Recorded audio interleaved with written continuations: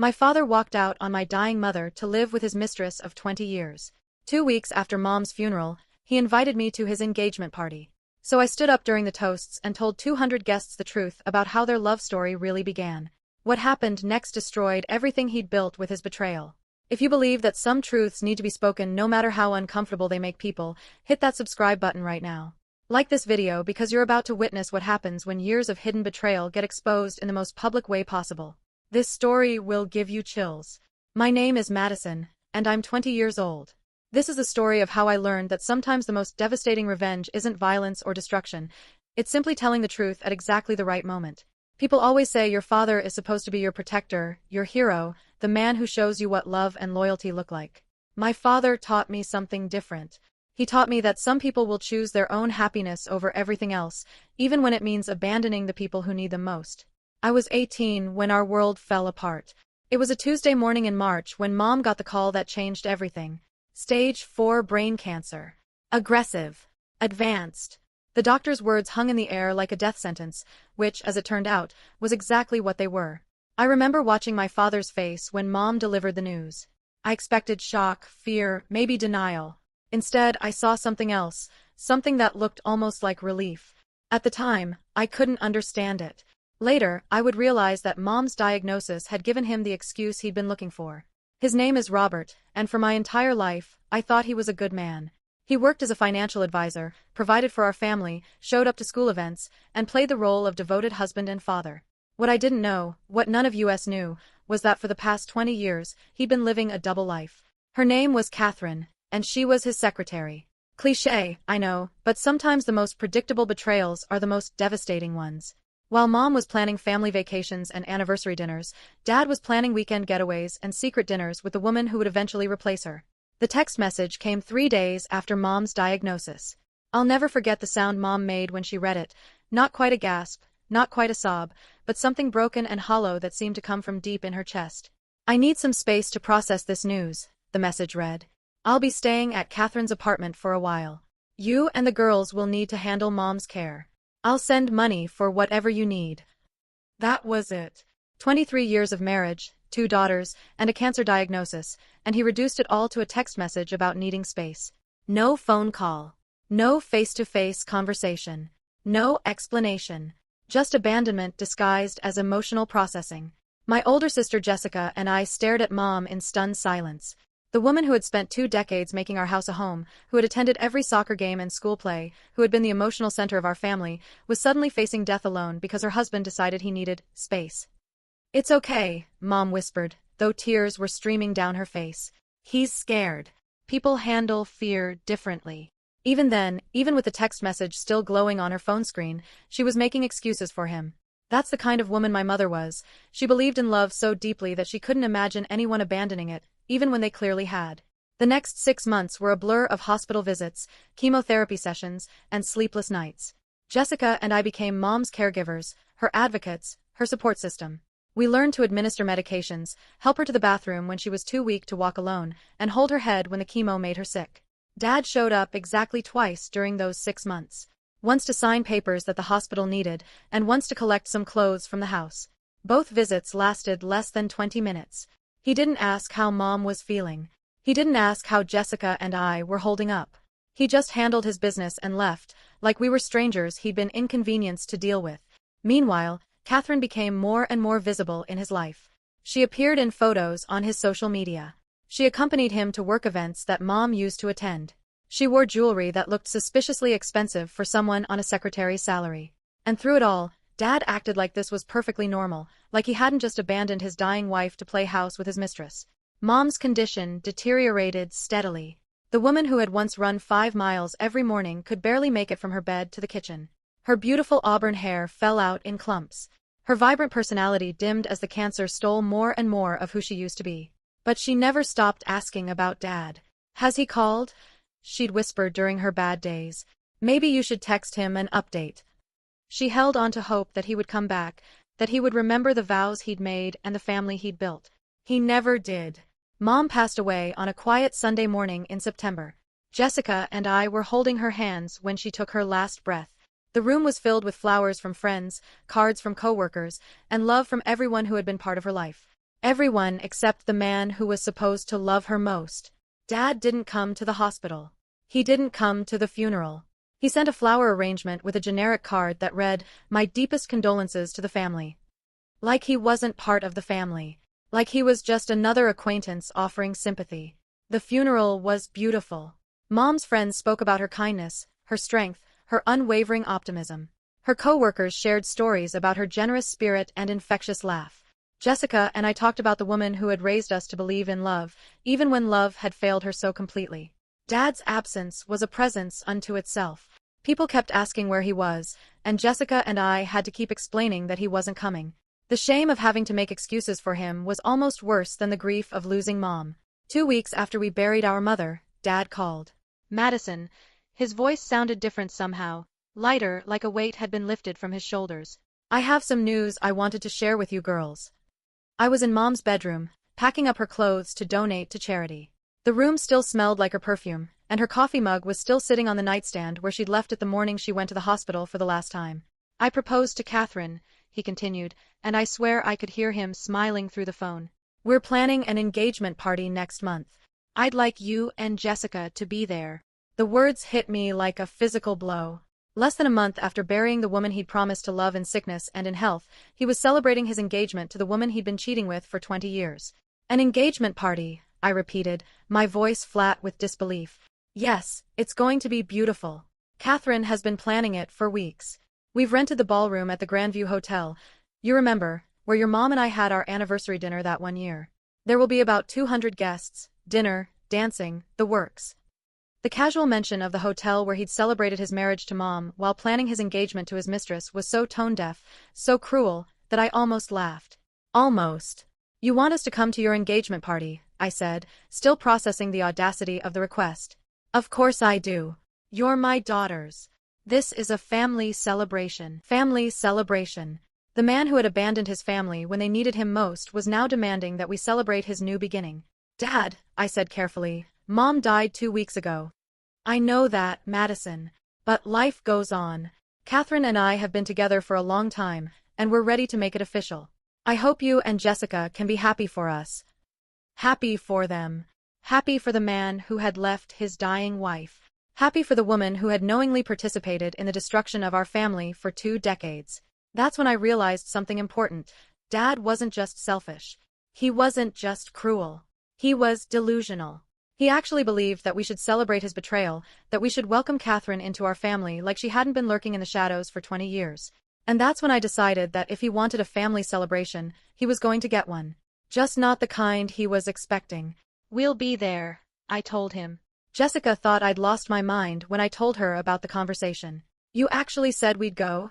She stared at me like I'd grown a second head. "Madison, I can't sit in a room and watch Dad celebrate his engagement to that woman. I can't pretend to be happy about this." "We're not going to pretend to be happy," I said. "We're going to tell the truth." "What do you mean?" I explained my plan, and Jessica's eyes lit up with understanding. We weren't going to cause a scene. We weren't going to scream or throw drinks or make a spectacle. We were going to do something much more devastating. We were going to tell the truth. The Grandview Hotel ballroom was transformed for the occasion. Crystal chandeliers cast warm light over tables draped in white linen and decorated with elaborate floral centerpieces.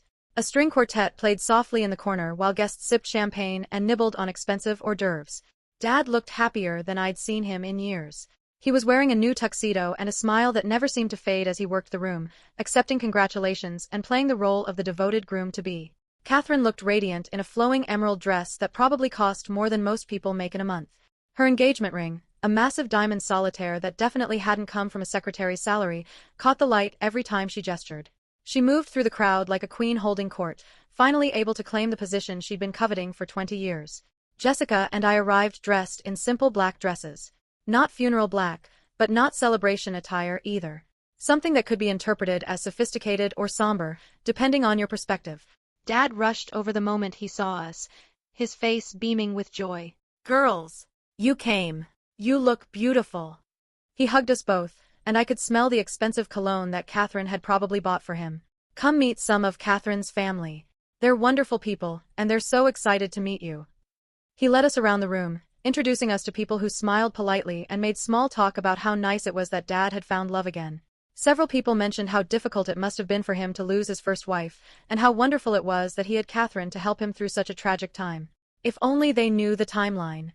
The dinner was excellent. Filet mignon, lobster tail, expensive wine that probably cost more per bottle than most families spend on groceries in a week. Conversation flowed around tables filled with Dad's colleagues, Catherine's friends, and various relatives who had come to celebrate the happy couple.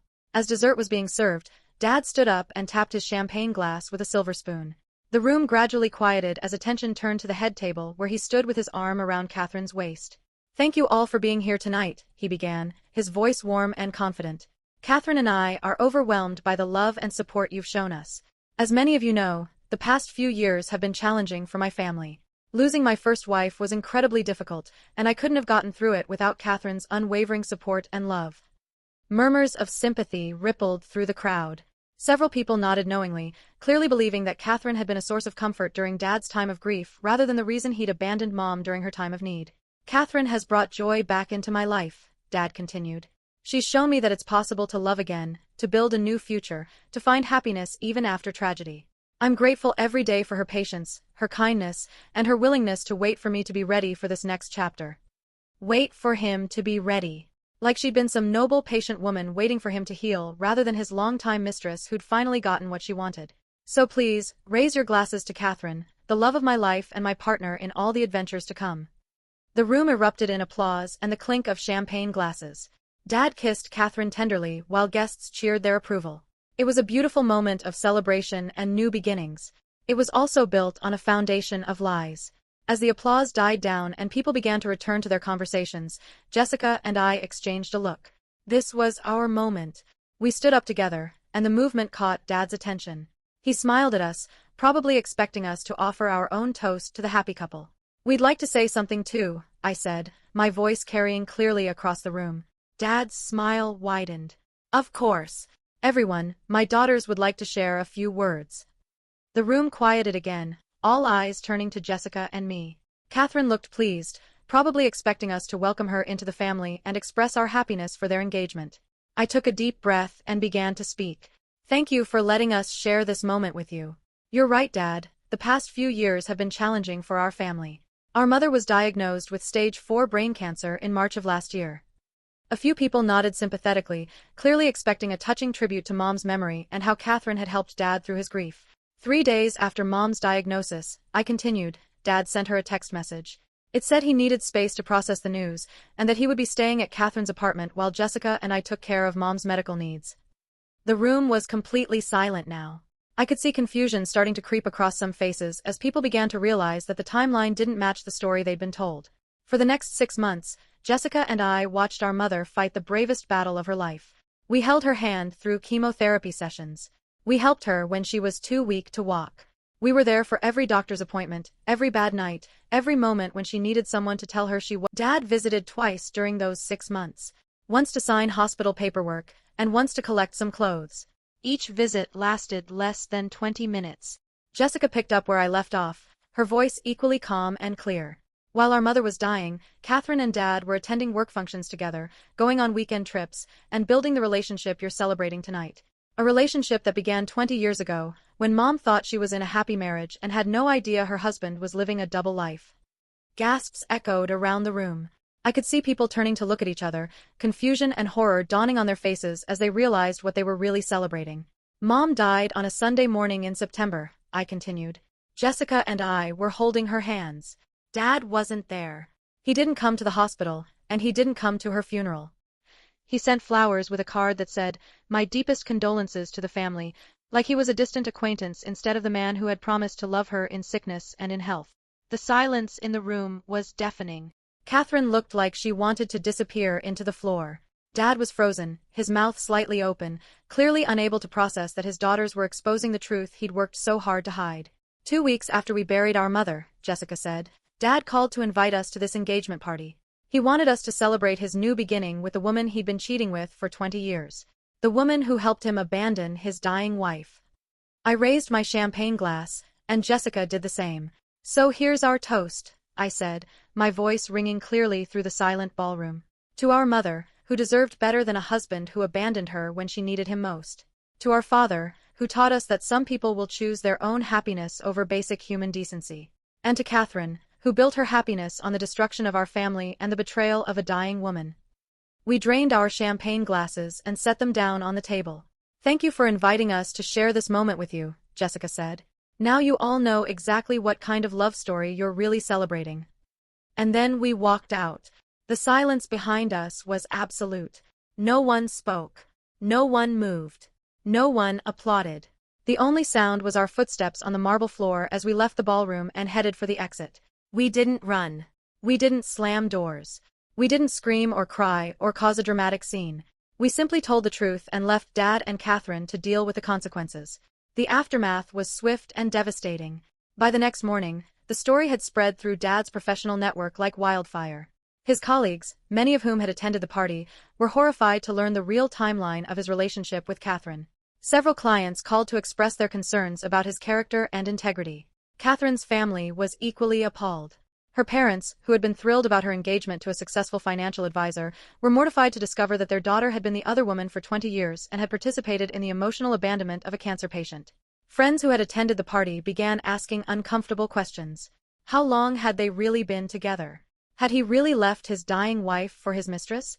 How could they celebrate a relationship built on such cruelty? The engagement was quietly called off 2 weeks later. Catherine moved out of Dad's apartment and transferred to a different company. Dad's business suffered as clients chose to work with advisors whose personal conduct they could respect. But the most devastating consequence wasn't professional or social, it was personal. Dad finally understood what he'd lost. Not just Mom, not just his daughter's respect, but his entire identity as a good man. The story he'd told himself about finding love after tragedy was revealed to be exactly what it was, a lie designed to make his betrayal seem romantic instead of cruel. Jessica and I didn't speak to him for over a year. When he finally reached out, it wasn't to defend his actions or make excuses. It was to apologize. "I was a coward," he said during our first conversation since the engagement party. "Your mother deserved better. You girls deserved better. I convinced myself that I was protecting everyone by leaving, but I was really just protecting myself from having to face the consequences of my choices." It wasn't enough to repair what he'd broken, but it was a start. Some relationships can survive betrayal. Some can't. Ours fell into the second category. Mom never got to see her dignity defended, but we made sure her memory was honored. We established a scholarship in her name for students pursuing nursing degrees,